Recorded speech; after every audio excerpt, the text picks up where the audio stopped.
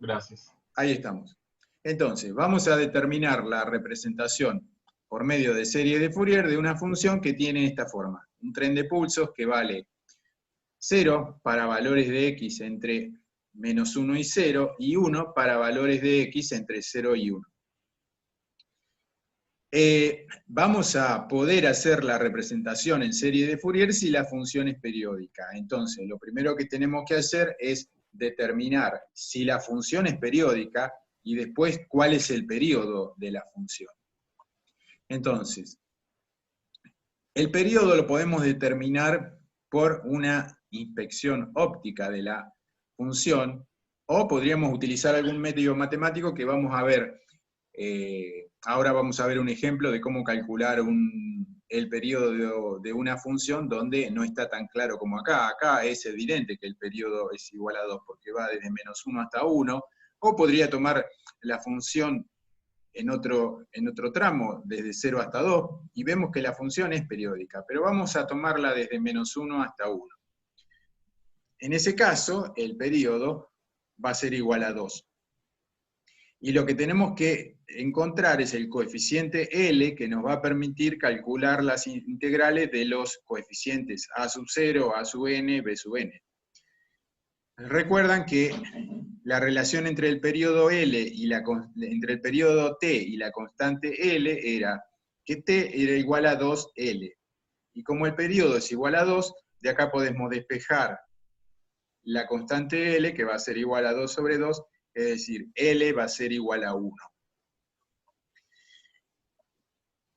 Y la función expresada como una serie de Fourier cambiaba acá en los términos coseno y seno, porque teníamos que agregar al coseno de nx o al seno de nx el término pi sobre L.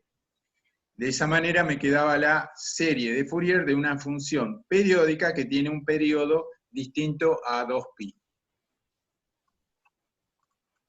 Los coeficientes los calculamos con estas fórmulas. El a sub 0 como 1 sobre 2L por la integral de menos L hasta L de f de x diferencial x. Los a sub n como 1 sobre L por la integral de menos L hasta L de f de x coseno de n pi sobre L por x diferencial x. Y el b sub n como 1 sobre L por la integral de menos L hasta L de f de x seno de n pi sobre L por x diferencial x. Y acá, cuando resolvamos la integral, le tenemos que dar valores a n desde 1 hasta infinito, teóricamente. Ustedes saben que cuando calculamos la serie vamos a calcular algunos términos, no la totalidad de los términos n. Acá veamos la relación que hay entre la variable x, que era la que nosotros estábamos viendo en el apunte, y la nueva variable que vamos a utilizar, que va a ser omega t. Si nosotros decimos que x es igual a omega t, podemos hacer el cambio acá, donde dice x, ponemos omega t, y acá la derivada de x va a salir como la derivada de esto.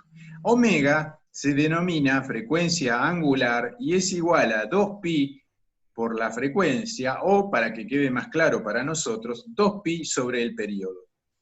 Entonces, establecemos la relación omega, frecuencia angular, es igual a 2pi sobre el periodo t.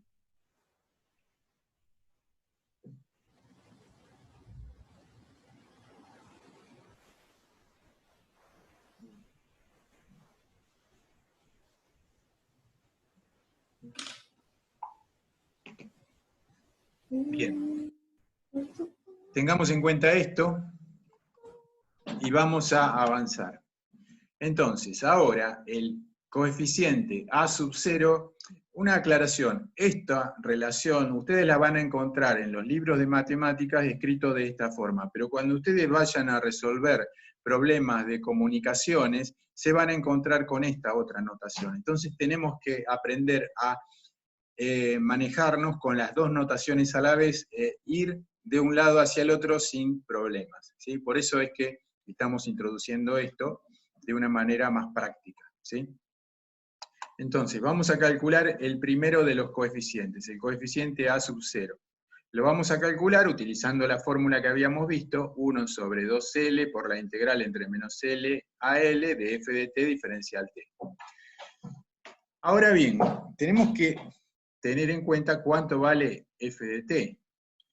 Lo podemos separar en dos intervalos. En el primer intervalo, el que va desde menos 1 hasta 0, la función vale 0, así que esta integral no la voy a... ya sé que vale 0. En el segundo intervalo, desde 0 hasta 1, la función vale 1. Así que cuando yo integre esto me va a quedar t desde 1 a 0, es decir, me queda 1, esto, ¿no? Multiplicado por un medio, me va a dar un medio.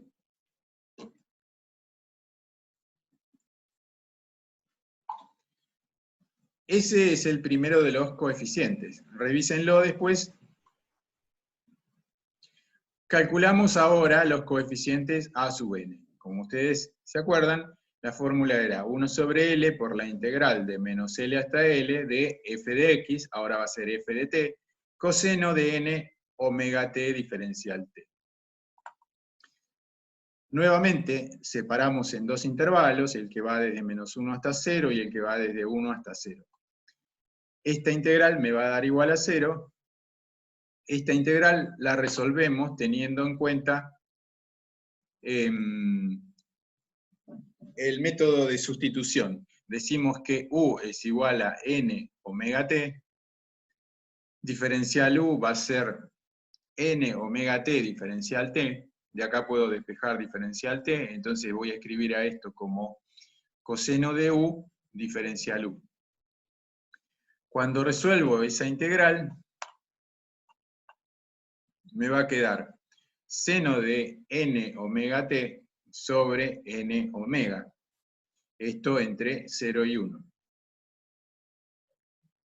Saco, acuérdense que omega era 2pi sobre t, lo saco afuera, todo lo que sea constantes, la saco afuera de este corchete y me va a quedar 1 sobre 2pi por n sobre el periodo t.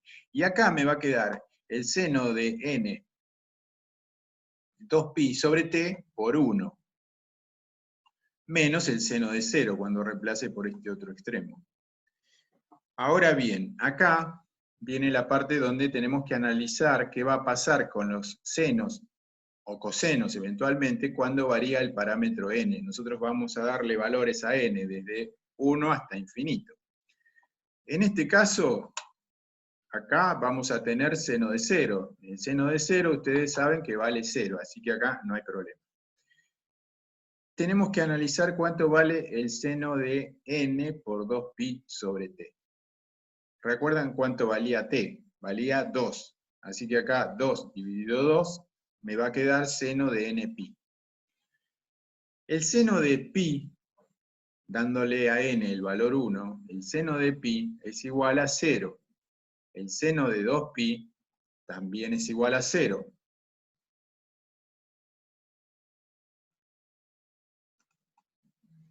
El seno de 3pi también es igual a 0. Vamos a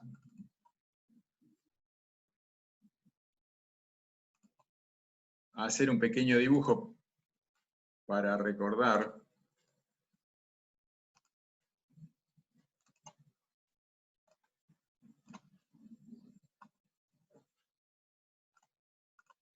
Ustedes se acuerdan que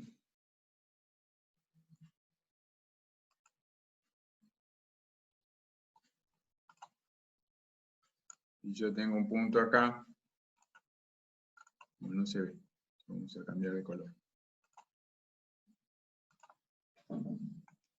Si yo tengo este punto acá, voy a trazar un segmento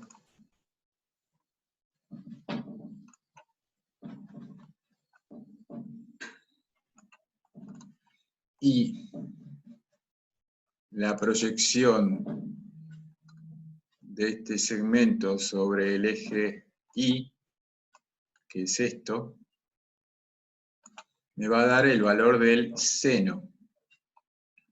Y la proyección de este segmento sobre el eje X me da el valor del coseno. Entonces, cuando este punto lo llevo acá, o acá, este radio, digamos, la distancia entre el origen y el punto, que lo voy a trasladar acá, va a coincidir con el coseno. Quiere decir que cuando estoy acá, el coseno de 0 es igual a 0. ¿Cuánto vale el seno? El seno, a medida que me voy moviendo para acá, el seno va disminuyendo de valor hasta que cuando llego acá, el seno vale 0. ¿Sí? Seno de 0 es igual a 0, y si me ubico de este lado, va a pasar lo mismo. El valor del seno es la proyección sobre este eje, a medida que me voy moviendo, el valor del seno va disminuyendo, y cuando llego a 180,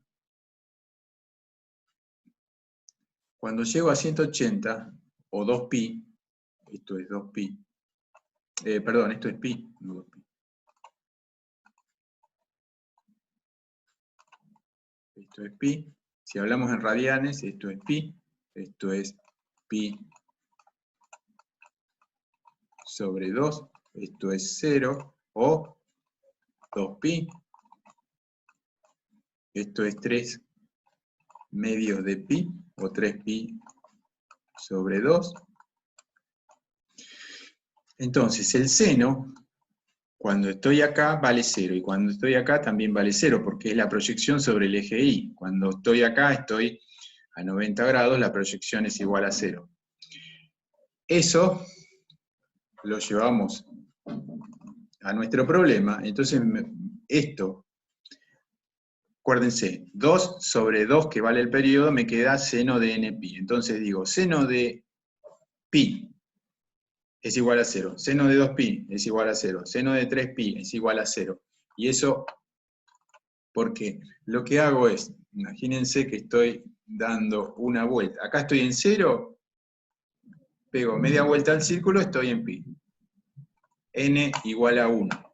N igual a 0 no lo vamos a considerar, n igual a 1, un pi.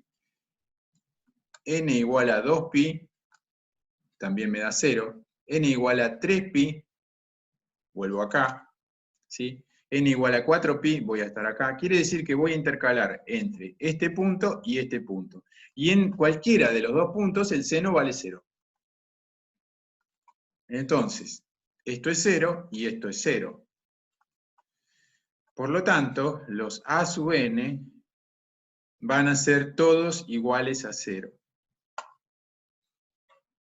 Nos queda calcular los coeficientes b sub n.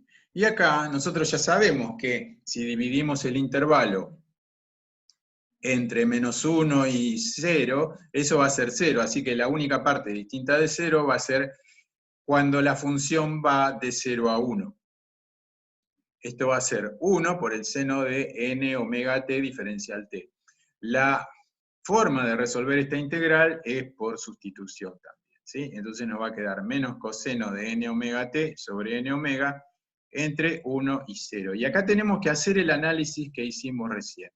¿Qué valores va a tomar? Acá voy a reemplazar omega sobre 2pi sobre t, y a t lo voy a reemplazar primero por 1 y después por 0. Entonces ahí voy a ver qué valores toma el coseno de n omega t cuando t vale 1 o 0. ¿Sí? Cuando t vale 0 me queda directamente coseno de 0. Ustedes saben que el coseno de 0 es igual a 1. Lo que tenemos que analizar es cómo varía este otro término, el coseno de 2pi sobre nt. T es igual a 2, así que acá me va a quedar coseno de npi. Nuevamente podemos ir a la gráfica. Esta la vamos a dibujar de nuevo.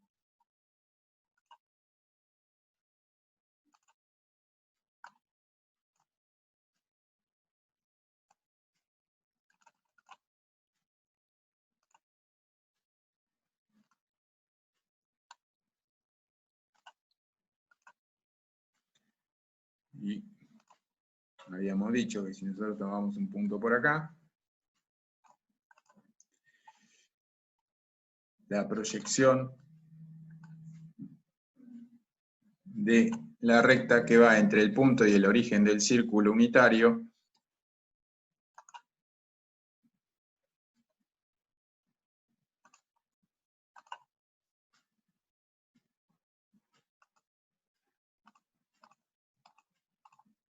esta proyección me va a dar lo que voy a llamar un segmento de recta que va a ir acá.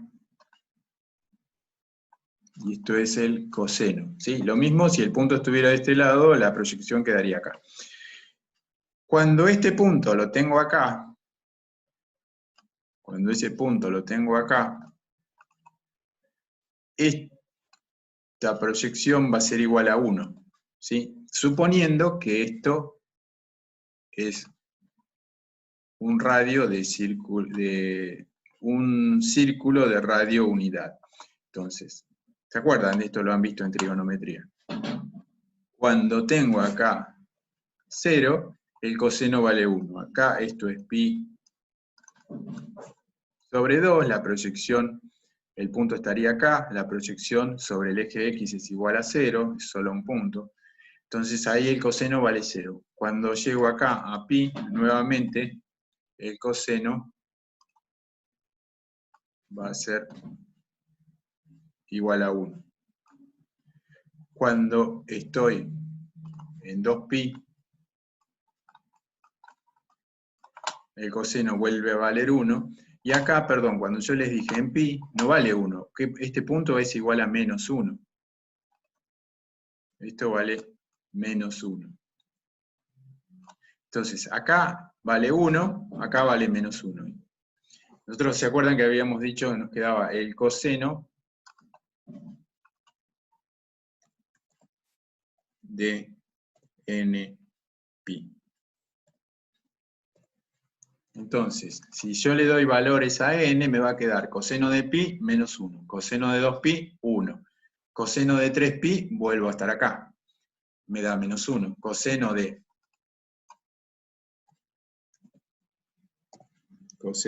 1 por pi me da menos 1.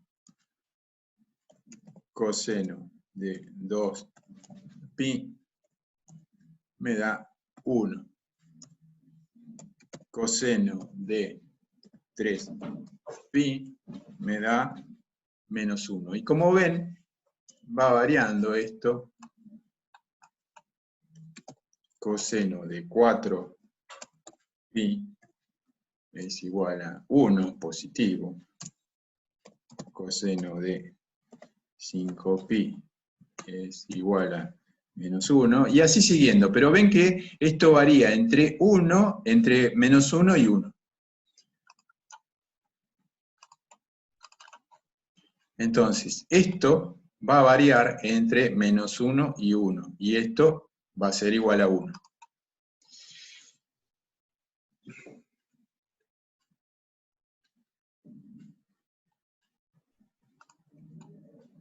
El 2 se me va, me queda coseno de npi menos coseno de 0.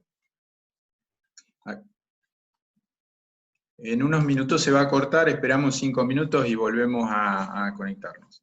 ¿Sí? Entonces me queda esto. Esto va a variar entre 1 y menos 1 y esto siempre va a ser igual a 1. Ahora, ¿qué pasa? Cuando esto vale 1 positivo, me queda 1 menos 1, me queda 0. Cuando esto vale 1 negativo, me queda menos 1 menos 1, me queda menos 2. Con este menos se me hace un 2 positivo.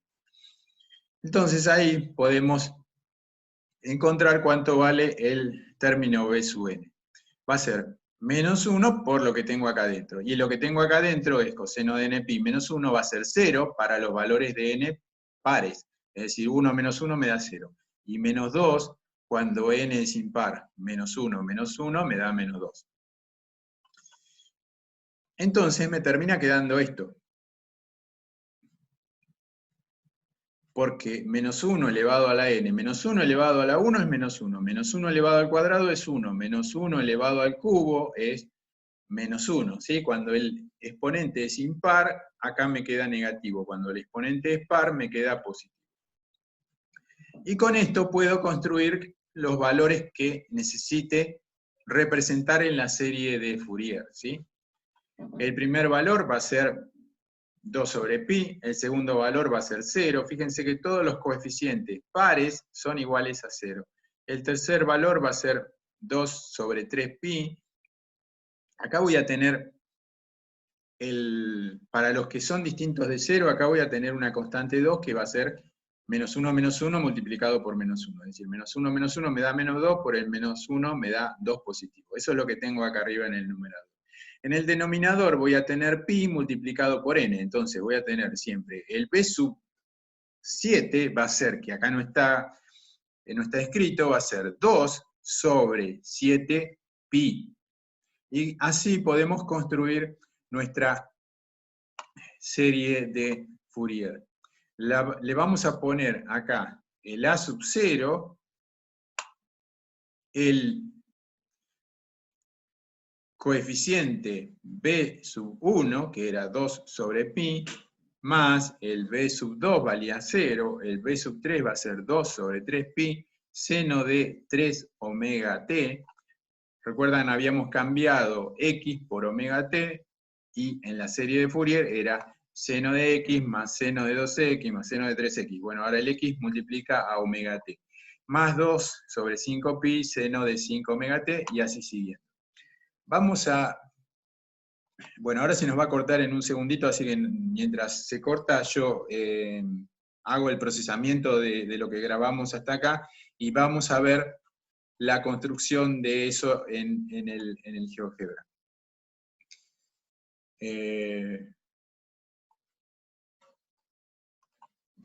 Vamos a cortar acá, yo guardo.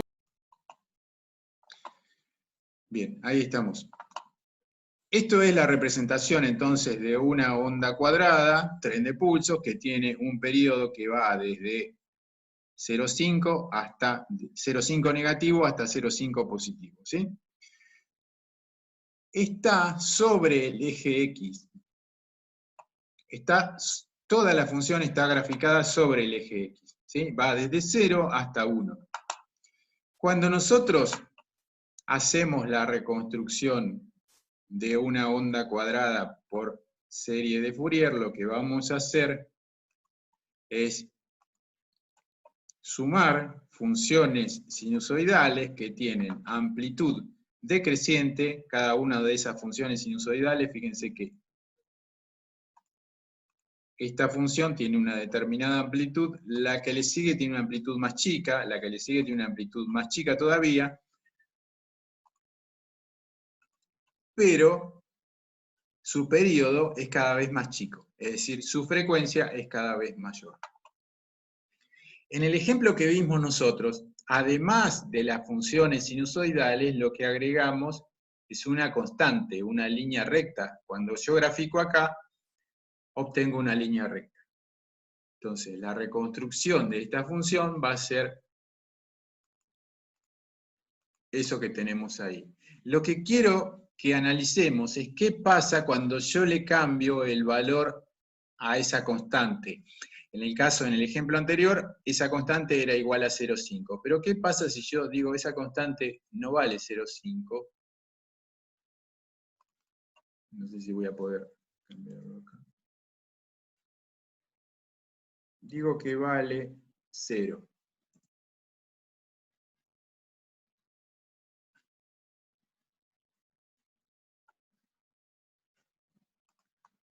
No.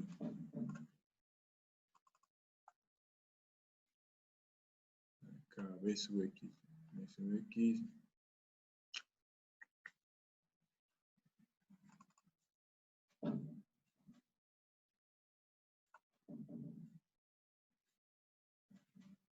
Más 0,5. Este 0,5 lo quiero cambiar, pero no sé si voy a poder hacer. Acá. A editar. Vamos a editar. Entonces, acá. A ver si me deja. Sí.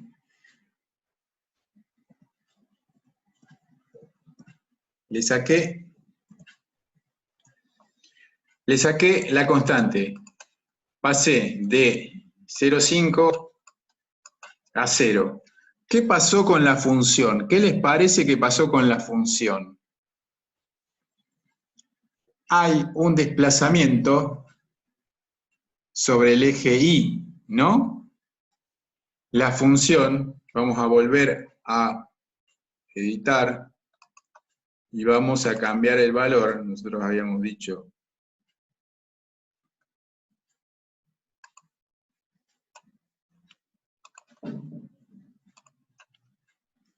vamos a poner más 2. Y vamos a ver qué pasa con nuestra gráfica de Fourier.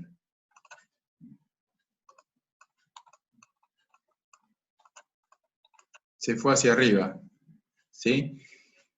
Es decir, esa constante, el valor a sub 0, lo que hace es correrme la función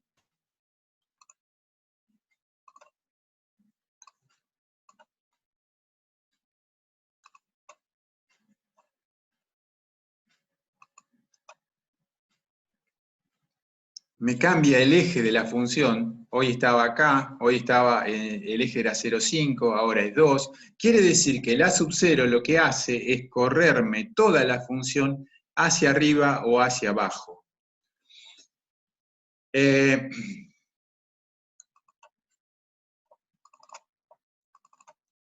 No sé si nosotros habíamos visto, ustedes díganme, un ejemplo que era un rectificador, creo que sí,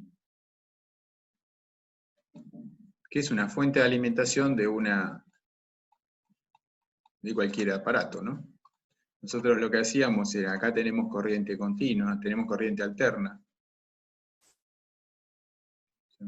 Se suba.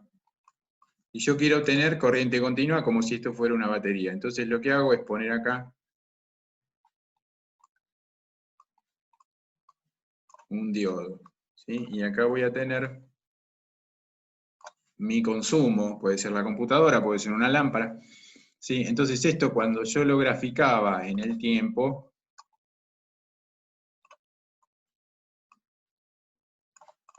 lo que tenía era algo como esto. ¿Se acuerdan que la corriente alterna va en un sentido y vuelve? ¿Sí? Cuando yo quiero dibujar el sentido de circulación de la corriente, cuando es corriente alterna va en un sentido y después vuelve viaja en el sentido opuesto. ¿Sí? Si yo tengo un cable, la corriente alterna primero va para allá y después va para al revés. ¿Sí? Si yo lo grafico eso, cuando grafico este sentido y lo tomo a este sentido como positivo, la corriente va a ser algo así. Va a alcanzar un valor máximo y después vuelve a cero. Vuelve a cero y comienza a girar en el sentido opuesto, es decir, sobre valores negativos. Y tengo eso. Si yo quiero alimentar algo que funciona con corriente continua, lo que necesito es que la corriente siempre se mueva en un solo sentido, es decir, en este caso que se mueva en este sentido. Esto es un diodo, un dispositivo electrónico que me impide la circulación de corriente en este sentido. Quiere decir que la corriente en este sentido no va a poder circular, si no circula por acá, acá no la voy a ver, lo que veo es esto. Si hacemos la descomposición en serie de Fourier o la representación en serie de Fourier, ¿se acuerdan que habíamos visto en el apunte que esto estaba? Vamos a buscar el apunte. Denme un segundito, que lo buscamos.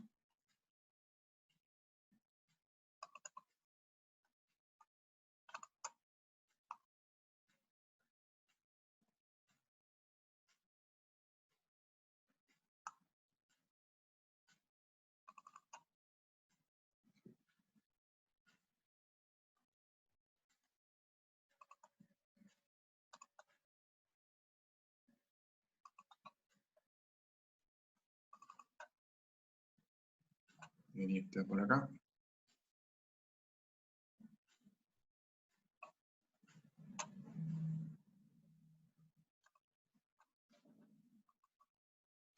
Díganme si se ve la presentación, es el apunte que estábamos trabajando.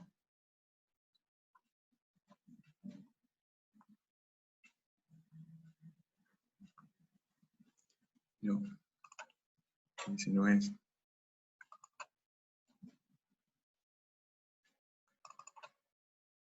Ahora sí.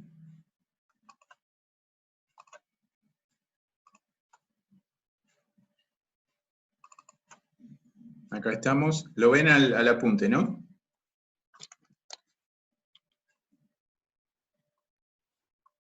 No, ahora no. Va, por lo menos yo no.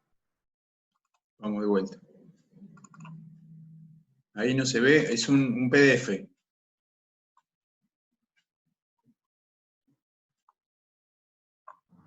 Ahí. Bárbaro. Denme.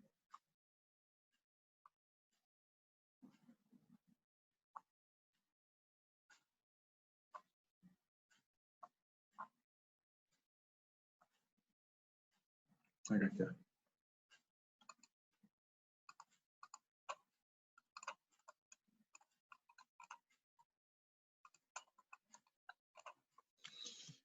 Acá está la representación matemática de eso que acabamos de dibujar, ¿sí? Una función u de t, u generalmente se le llama la tensión, va a valer 0 para los valores negativos, ¿sí? En este caso vamos a decir menos L a 0, y seno de omega e, una constante e por el seno de omega t para valores de t entre 0 y L.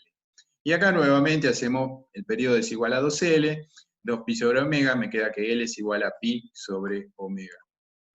Calculamos el A sub 0, y el A sub 0 me da E sobre pi.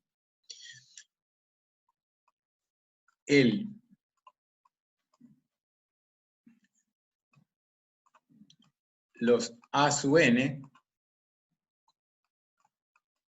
me da esto que está acá, y los B sub n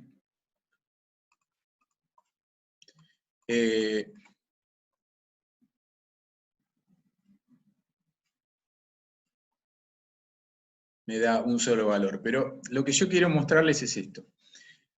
Esta es la expresión. Vamos a copiarla, a ver si puedo.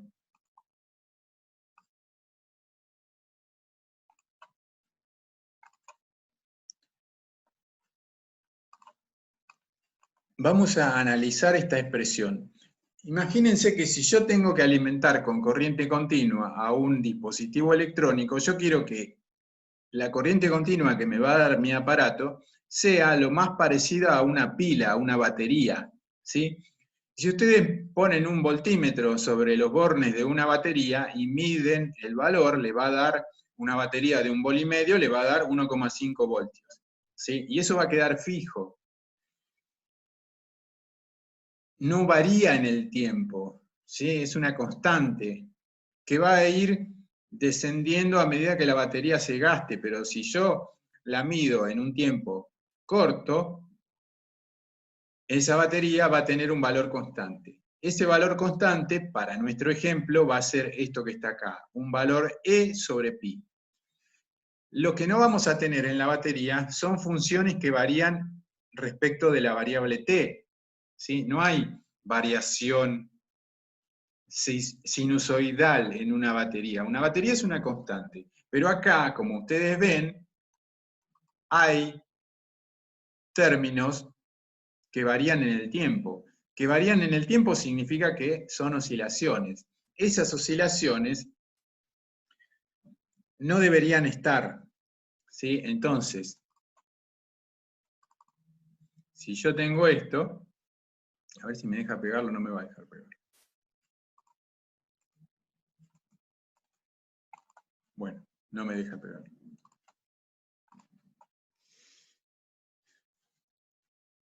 La tensión, llamémosla B sub T,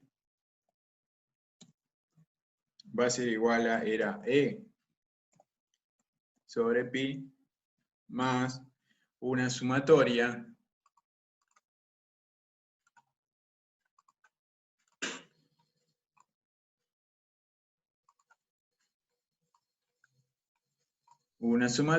de funciones seno más coseno. En una batería ideal, yo quiero que estos términos no estén. Entonces yo puedo construir un rectificador más elaborado que esto, o si no tengo la posibilidad, puedo agregar algo que se llama filtro, ¿sí? Básicamente un capacitor. Entonces lo que va a hacer ese capacitor es, en el momento en que la tensión sube,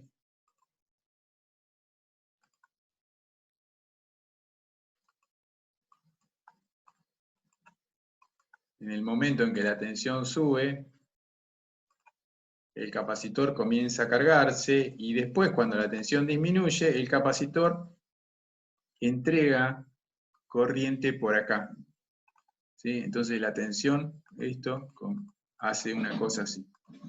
Depende del valor del capacitor, que esto va a ser, la pendiente esta va a ser más pronunciada o menos pronunciada.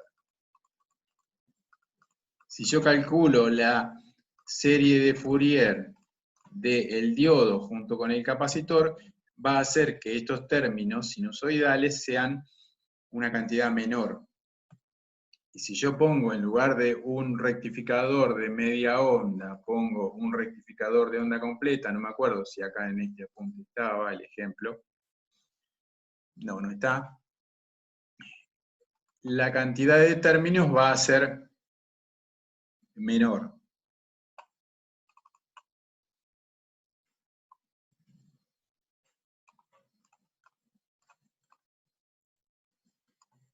Acá podemos analizar, este es el ejemplo que acabamos de ver, se llama rectificador de media onda. ¿Se acuerdan que era E sobre pi? En este caso la constante E la llama A sobre pi por 1 más pi sobre 2 coseno de omega t, coseno de omega 2t, todos los cosenos. Acá,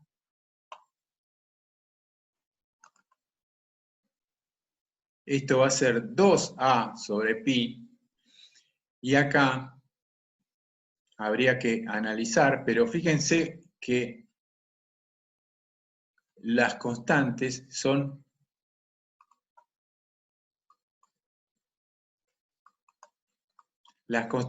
más chicas, ¿sí?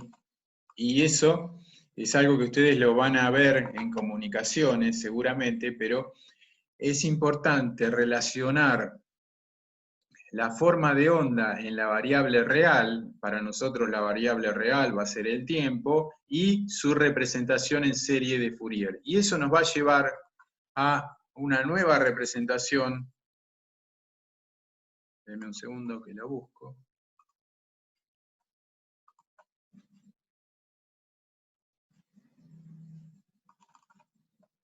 A una nueva representación que se va a llamar representación en el dominio de la frecuencia.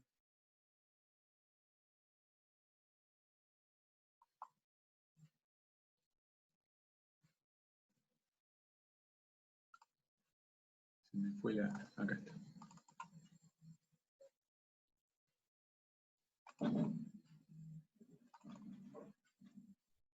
¿Ven una figura que dice time domain, frequency domain? Confírmenme que la ven. Sí, sí. Perfecto. Bueno, a ver si lo puedo aumentar. No lo puedo, no quiero agrandarlo.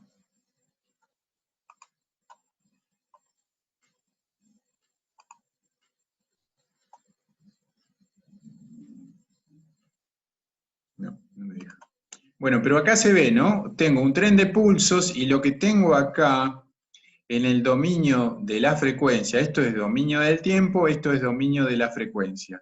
Lo que tengo acá son pequeños segmentitos de recta que van a tener una longitud sobre el eje Y, es decir, los voy a representar en cuadratura, digamos, con respecto al eje X, y la magnitud de cada uno de esos segmentos va a corresponder a la magnitud de los coeficientes a sub 0, a sub n, b sub n. Fíjense que, vamos a dibujarlo en el...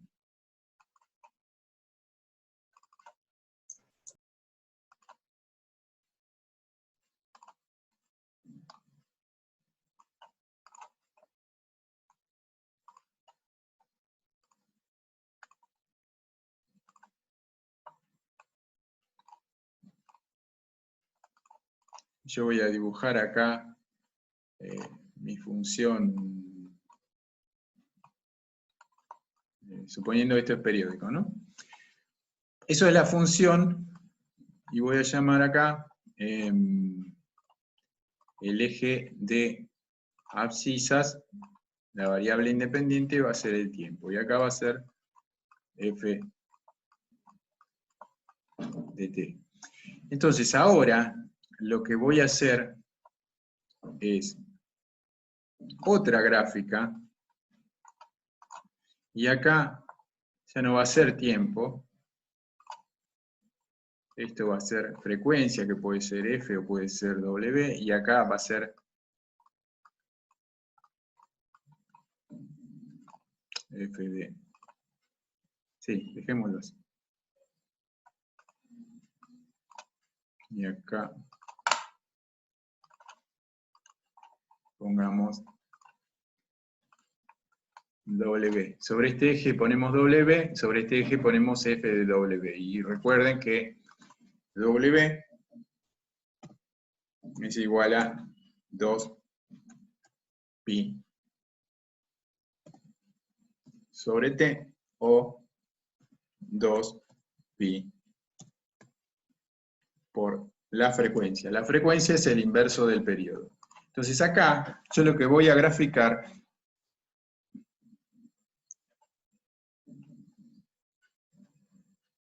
en un ratito se nos corta, vamos a seguir un poco más, ¿sí? Cuando se corte, nos tomamos 5 minutos y volvemos a conectarnos.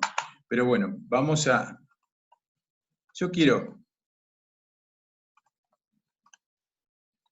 pasar, cuando hacemos la reconstrucción de Fourier, lo que estamos haciendo es pasar de algo que vamos a llamar dominio temporal o dominio real, pero llamémoslo temporal, ¿sí? Cuando veamos la transformada de Fourier lo vamos a llamar dominio complejo, pero por ahora llamémoslo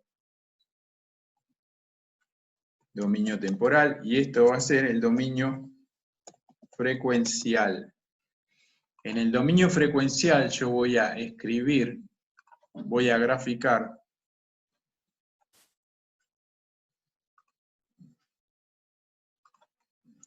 acá, esto va a ser, pongamos F. F1, F2, F3, F4. F1, F2, F3 va a ser la frecuencia del primer valor del A sub 1 o del A sub o del B sub 1, y los que siguen son sus múltiplos, ¿sí? Entonces acá, para el F1, yo voy a graficar su coeficiente, A sub 1 o B sub 1. Para el F2 voy a graficar también su coeficiente.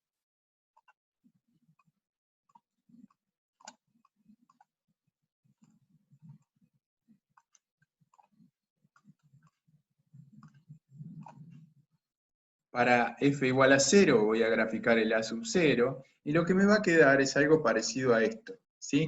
Un gráfico de barras, donde tengo acá frecuencia, o frecuencia angular. Esto W se llama frecuencia angular, y F se llama frecuencia, simplemente frecuencia.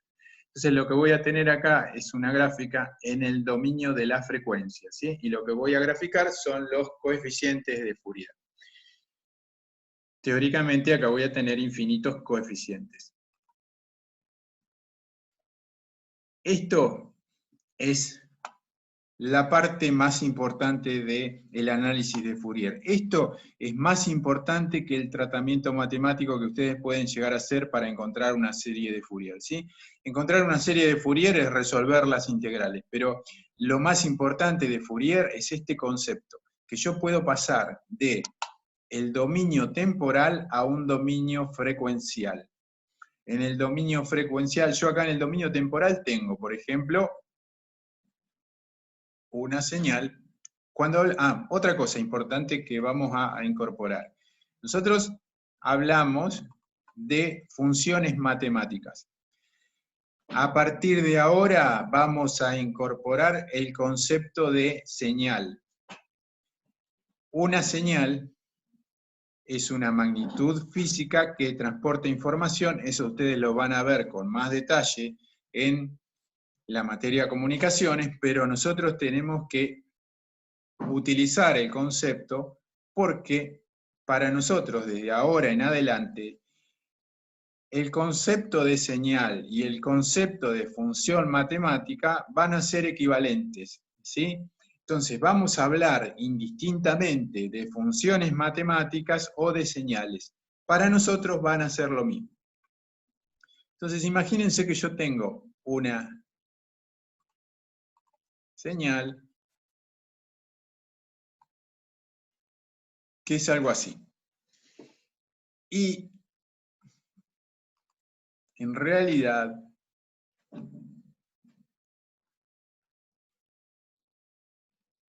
lo que yo tengo es eso, ¿sí? La señal que yo veo es lo que está en rojo. La señal real, la señal que yo tengo que encontrar es lo que está en negro. ¿Alguien puede decirme cuál es la diferencia entre la señal que está en rojo y la señal que está en negro? La cantidad de términos que se tomó en la serie, ¿o no? Sí, pero además, ¿han visto una figura parecida a esta en algún lugar? Vamos a tratar de dibujarlo.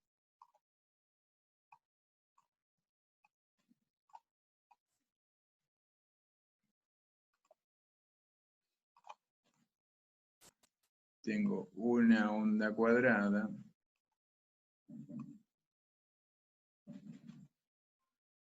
Solamente que acá, esta parte, va a estar toda así.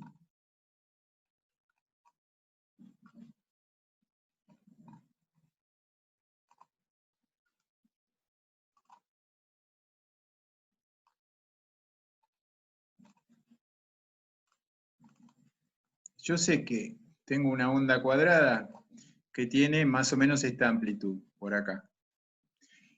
Y también sé que la señal que yo debería ver acá es algo que es una línea recta.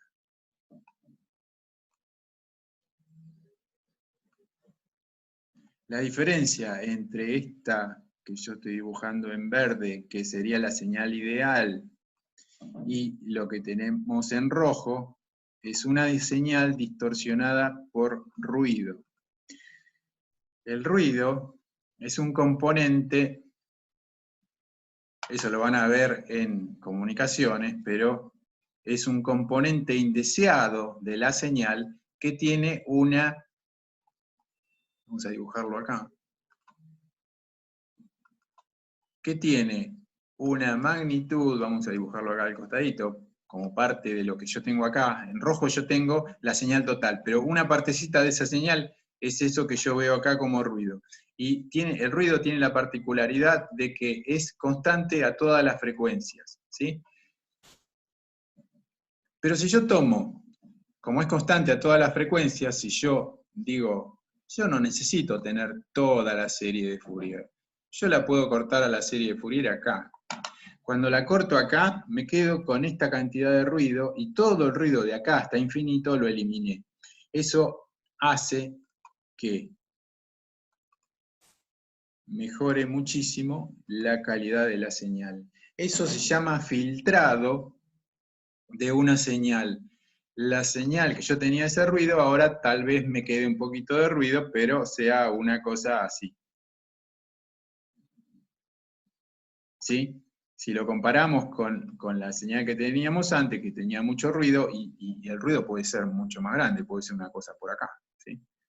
Si yo descompongo a esta señal en sus términos de Fourier, lo represento en el dominio frecuencial y hago un truncamiento de la serie de Fourier, lo que estoy haciendo es un filtrado de la señal. ¿Sí? El filtrado de la señal lo puedo filtrar, la señal la puedo filtrar eliminando sus componentes de alta frecuencia. Acá la frecuencia va a aumentar, entonces todo lo que queda de esta línea para arriba lo voy a llamar componentes de alta frecuencia, las puedo eliminar. O si me interesa, puedo eliminar las componentes de baja frecuencia. Y acá vamos a hacer otro dibujo, vamos a hacer una...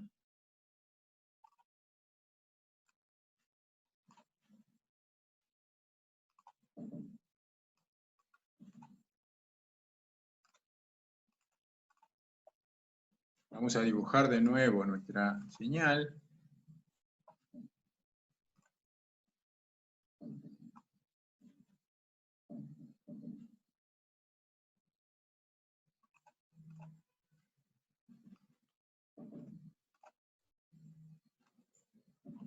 Como esto, como una onda que después sigue, ¿no?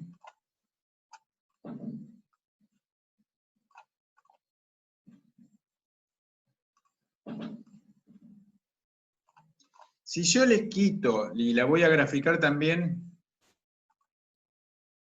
en el dominio frecuencial.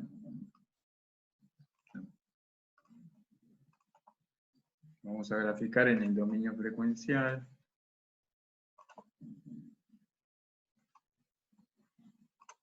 Y lo que me va a quedar en el dominio frecuencial, como habíamos visto, son los vectores, los segmentos